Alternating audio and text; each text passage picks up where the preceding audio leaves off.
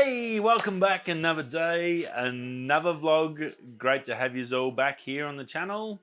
If you're listening out of podcast land or over on YouTube or Facebook or wherever you're coming in from, great to have you back for another week. Monday. Big weekend, huge one for myself and the channel. Sorry about that. I finally finished my entry for the My Road Reel 2020 competition. If you haven't heard of the My Road Reel competition, basically Rode, who make these awesome sound equipment, Australian company, which is really cool. They're so high up. Every year they do a competition on film, and there's like 4 different categories. So like drama, comedy, documentary, sort of stuff like that. Is that you've got to make a 3-minute film under 3 minutes, and then a behind the scenes under 3 minutes. Sounds super easy. 3 minutes. Oh, it's only short.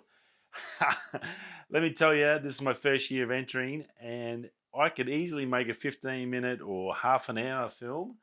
But when you've got to cut it and edit it and make a story that comes under 3 minutes, holy bundy, wow. That that is from an editing thing, and I'm far from the best editor on the planet. I'm probably consider myself more a photographer than a videographer, I guess.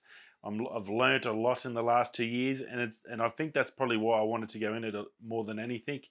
Is the fact just to, I guess, push myself and see what I could do and see if I know I've got better. I know personally I'm 10 times or 100 times better than what I was when I first started the channel. But yeah, so it's a little bit of a challenge for me, and it's something pretty cool. I've watched a few of the last year's ones that won, and like some really amazing, talented people out there that are just amazing on editing. It's definitely an art form, but it's also sort of good to give you a bit of a in your mindset how these guys have filmed movies, or even a commercial, how much goes into just doing a commercial.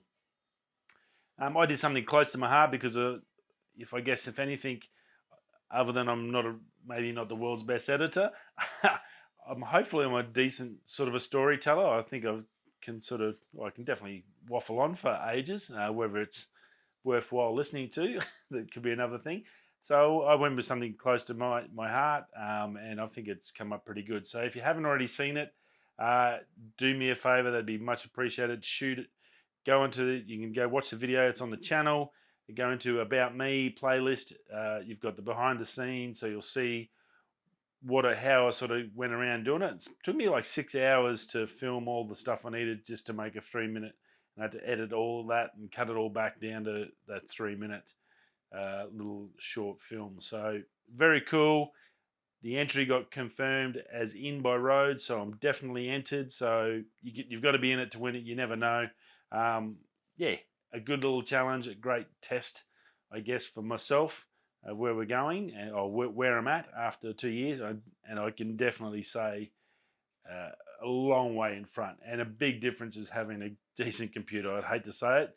I've never said that it's all about the tools, but when it comes to editing film, especially nowadays with say 4K or 1080, and I only use 1080 most because I just can't store the 4K files. They're just massive files. So yeah, it is a lot of work and a lot of focusing with no noise and trying to cut and get those frames right. Yeah, it's very, very tricky. So those editors out there, if you're an editor and you make big ups to you, that's pretty awesome stuff that you do.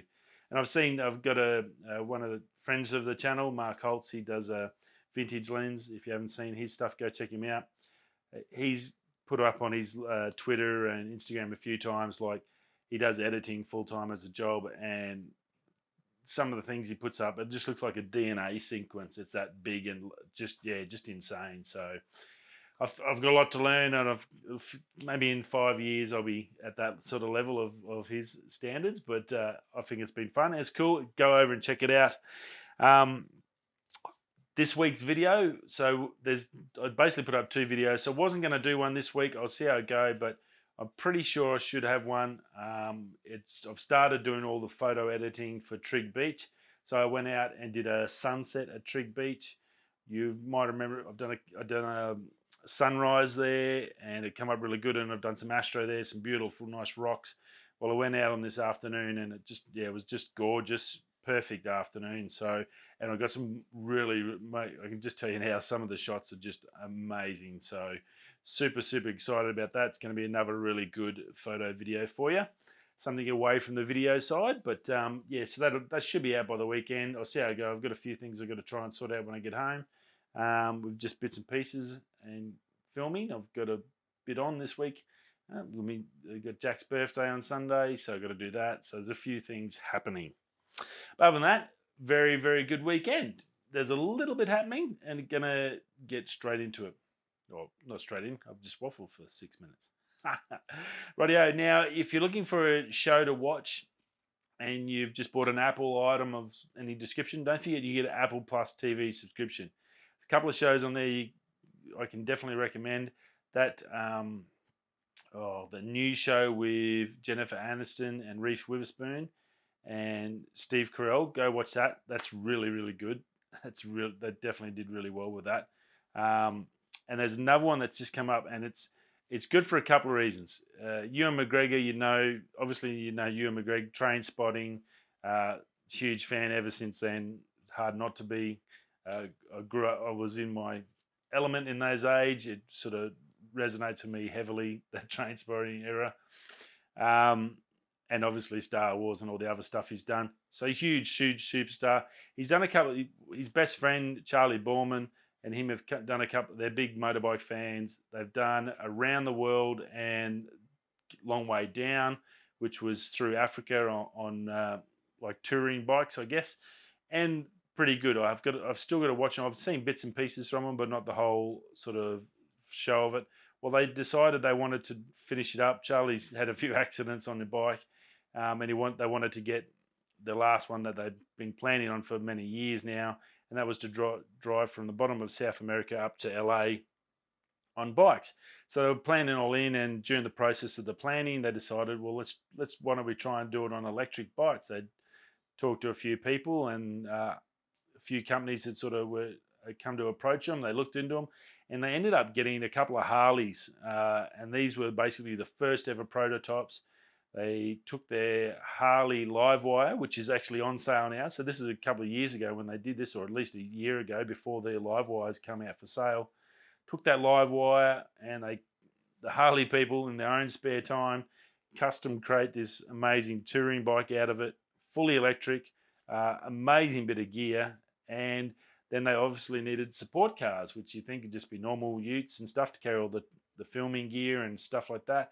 Well, they tried to do the whole thing in that electric frame. They went to Rivian, which we've talked about many times on this channel, and they got the first two trucks off the line. So serial number 000001 and 2 in this show. So it's a hell of a test for both the Harleys Livewire electric bikes, which so far I've watched like 3 or 4 episodes. They are doing really, really well. And the Rivians as well. So like first ever, like they still got push buttons. That they took, I think they had 2 weeks to get these Rivians together before they had to ship them down there. Obviously send them some spare parts and all the stuff and bits and pieces and how to use it and what to do. But basically on their own, got to get this thing all the way back. So very, very cool show. And to top it off, some of the most amazing scenery you're ever going to see on this planet. Just gorgeous. That Argentina, Chile area of South America, I've often dreamt about going there and actually going to see this stuff. It's probably going to be a little bit tricky with young Jack. He's not a super duper fan of big flights, but yeah, the scenery on this is amazing. Just absolutely gorgeous country. Just I think every 5 minutes I go, oh, I wish I had a camera there. I'd love to. It's just one of those places like, wow, yeah. As a photographer, I'm sure you could get out of the video, you'll go, why are they riding? They should be stopping about 1,000 times. So definitely go. It's called Long Way Up. Go check it out, and it's good for those multiple reasons. just beautiful country, and a couple of best mates going for a ride, the stories and the struggles with learning how to charge and get used to our future reality, which is not too far off. And that's electric vehicles, so electric bikes, and these Rivians. This is the first ever test of Rivians, so huge, big test for them, and something that no other electric company has done. This fully live, in your face. If it stuffs up, everyone in the world's going to see it. If it goes well, what a great test for them to test out their gear to prove it. So awesome stuff on all factors. Ewan and Charlie, great job for doing this again, and to go electric. I think that's just remarkable to sort of take that gamble, because some of the places there's no one for a long place, for a long way. Anything could happen, and if you're stuck somewhere, you could literally, it could be a major safety issue. So look, good on them, and it's a really good show. Definitely go check it out. I don't think you'll be disappointed. Now, 30th is on the 30th of September. Sigma's got a new launch out. All I could find out on it is it's a product. Remember last time they said products? It says products this time on the official thing on YouTube and on their website. Last time it said product and it was just one lens. I'm hopeful we don't get stooped again like that. So fingers crossed. Now it's 8 o'clock in Perth time, Australia. So just work it out. If you go and check it on your YouTube, go to the Sigma page. It'll give you your current time zone if you're signed in. So when you do your reminder, it'll let you know what time it is. But that's on the 30th, so that'll be the 29th for the guys in the States if you're watching. Now, I do know it's going to be a DN lens. So that's that short flange gap. So definitely, obviously, built for mirrorless. I don't think we're going to see too many more DSLR lenses built. The rumors are it's possibly could be the 105mm macro Tony 2.8 for the Sony L mount. So I'm hopeful we don't just get Sigma's not just going to turn into a Sony L mount lens company. I mean, yeah, the last one was just Sony. Like they need to, at least if you're going to release it, give it to all mounts. I'm not sure why, but yeah. So that's the current rumors, but there should be possibly some other products. Would be great to get some super surprise that no one knows about, and get some other stuff maybe for the Canon range, for the Fuji, and all that. There's so many other options there. So we'll see what happens, but that's on the 30th. I'll keep you up to date on that one. Now, a big one on Amazon's new product launch the other day. Obviously, Amazon bought out Ring. They're the home security mob. You would have seen the ads where they've got the thing on the door with a camera, and it goes to your phone. And when someone pushes the button to ring the doorbell, the camera obviously goes, sends you a message. You answer your message on your phone, and you go, hey, and you can talk into your phone, and it can send out the voice to that using your home internet. So that was obviously a big success for them when they've grown, and then Amazon bought them out, so now they've got all their technology. So the new Ring product come out the other day is you've got a new thing for the house and a new thing for the car. So the one for the car is basically, it's like I guess, traffic camera you can put up in your thing, but it points backwards. And so if you're getting pulled over for a speeding ticket or a breathalyzer or something like that, and I think this is probably more so pushed for the States, but it's probably quite poignant in other areas as well. So it'll just sit there doing nothing until you say, I've been pulled over, which is the trigger word. Then it'll go straight into live record, and it'll record the conversation sounds and everything there and then, and sort of you don't have to do anything. So I guess obviously with what's happened in the States a fair few times, fair few too many times, there's people have overstood their bounds. There's police officers or whatever, or even when they come and steal your car at the lights. I can't remember the name of it. So that sort of could capture those images to help with getting people prosecuted. So that was pretty cool. The big one that's really, really doing well is this new little, basically it's like a little box, sits in your house, but it's actually a little drone. It's this security camera drone. So if someone breaks a seal on the door where you've got the sensors, this little drone will come up out of its box. The camera will activate. It'll fly around your house to that zone, and it'll film the people that are breaking in, get their shots. So you've got that to give to the cops. Then it'll take itself back to its self-dock back there, and it's always connected to the internet. So it's pretty cool. It's been pretty popular on the web, and I think you'll see a fair bit of them selling. You do have to sort of train it in your house, but I think it's going to go really, really well, actually. Pretty good idea, and I think that a lot of people are pretty happy with the fact that the camera is hidden away inside this box when it's not being used, so you're not constantly being watched like pretty much most other ones are. So now Tamron has come out with a new lens, pretty cool one actually. The world's smallest and lightest telephoto lens for the E-mount. The E-mount's Sony E-mount is getting heaps of love at the moment, I've noticed, for the lens side. Now it's a 70-300, Tony 4.5 to 6.3. It's a DI RXD. So basically it's top quality lens, great little travel lens, super, super small and tiny. 148 millimeters long, so 14 centimeters long. It's like ridiculous for a 300 mil, and it's only 545 grams, so half a kilo. That's just crazy. So I'm assuming it's going to be something around the size. That's my 55-200. So this is going to be a 70-300. So going to be something similar to that range, I'd say, for your E-mounts. Are very, very cool. It's not a base model or a cheap model. It's got all the bells and whistles, all the good glass, all that, and it looks really cool.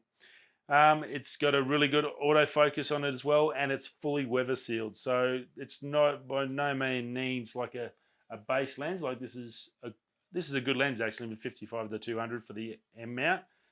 It's not weather sealed or anything, but good lens. This Tamron is definitely another level above that.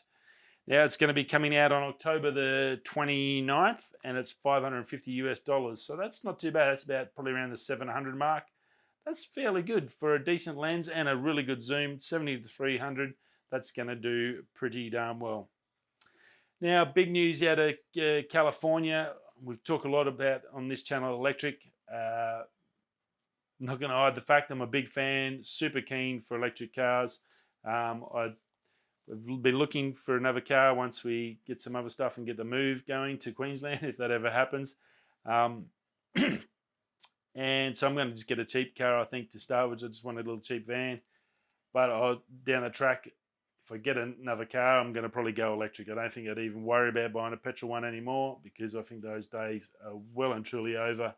And if you have bought a new car or buying a new car shortly, I'd say you'd have to be really thinking that this will be the last petrol car you'll ever get. And to go along with that, you've got places like Sweden, which is roughly around the 70% of cars on the road electric, and by 2025 all cars have to be electric. So they're pretty much locked it in. And the California governor last week, or over the weekend, or basically last week, come out and put the edict in. It's all locked and loaded. By 2035 there'll be a complete ban on gasoline cars in California. Now, as a state goes, this is one of the biggest economies on the planet. Pretty much, it's probably got an economy bigger than most small countries. So for a place like California to come out and fully ban gasoline cars and trucks. So this is not just cars. This is on-highway trucks, vans, everything like that. All needs to be electric by 2035. So that's huge, huge news. And I don't think it's that far off. We talked about Tesla last week with the batteries and all the stuff coming in the sub $25,000 car.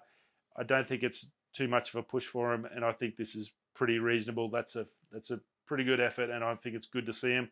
And I think hopefully Australia should be looking down the barrel of that and either doing the same thing. In 2035 is plenty of time to either lock in, give us a chance to do hydrogen or electric.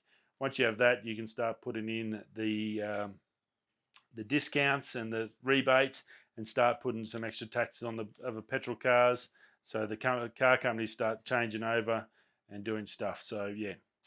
Now, speaking of electric cars and car companies, Nissan, big Datsun fan myself, my whole life. I love Datsuns. Well, Nissans, they haven't really been that flash in the past couple of years, I got to admit. The 1DX I was super keen of, which they never ended up doing. They just walked away for whatever reason, and they keep making these really ugly cars. This is probably one of those, but it's an electric car. The Nissan Araya, they did release it in June. They did announce it, but I thought it was pretty interesting.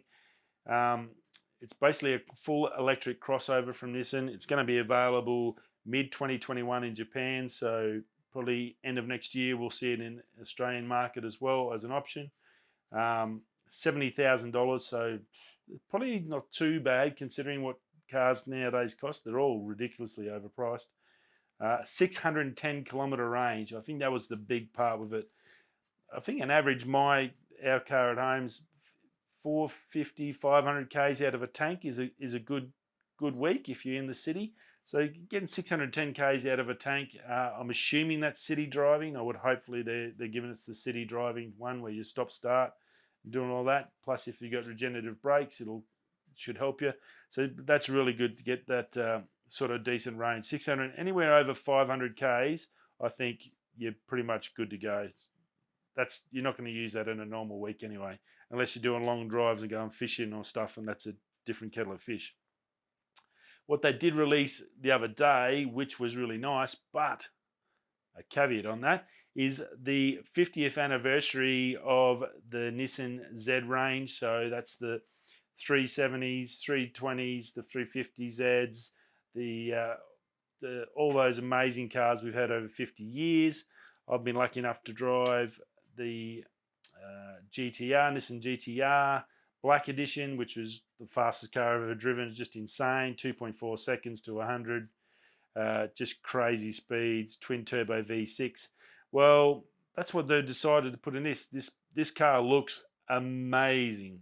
Can I say, just a gorgeous shape. And they've gone a manual, 6-speed manual with a V6 twin turbo. Now, and 19-inch wheels, carbon fiber skirts. Basically, look, it looks really good. It's going to sell like hotcakes. I can definitely see this when it does release. But I do think it's strange.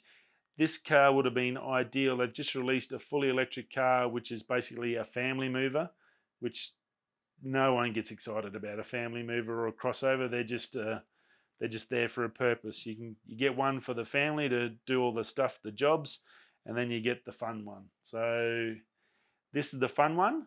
I would have thought would have been a good thing to have, if you're going to do the 50th anniversary, do the V6 turbo, but how about an electric option? Listen, that would be awesome.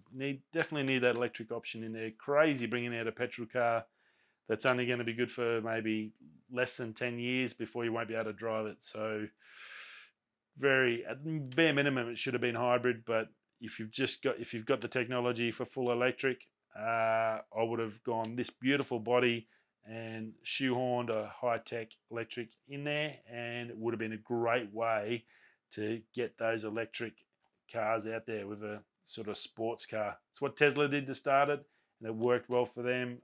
This could have been a great little option. I don't think it's still too late. This thing's not by no means in production as yet. This is basically a study, and they're looking into it, and I think it's going to go pretty well. I think it will get released. I think they need to change the engine and just get rid of that engine. Looks like it's just a GTR base engine, but I think they should move that and change it into electric. I think they'll do really, really well if they do. And that's about it for a Monday. So a little bit there, a little bit on the electric, a little bit of an electric day in the vehicle range. So very, very cool. Some exciting stuff, exciting times. Go see that Long Way Up if you've got Apple Plus, or if you've just bought a new iPad or a phone. When you get your iPhone 12 when it comes out, you'll get a 12-month subscription for Apple Plus. Get on there, watch that while you've got the 12 months. It's a really good show. So, as I said, the sites are just good enough as it is just to watch it for that. It's just amazing. Bottom of South America is just absolutely pristine and beautiful. So very, very cool. Rightio. I'll see you all again tomorrow for another show. Rightio. We'll be going that way. I'll catch you tomorrow. Peace.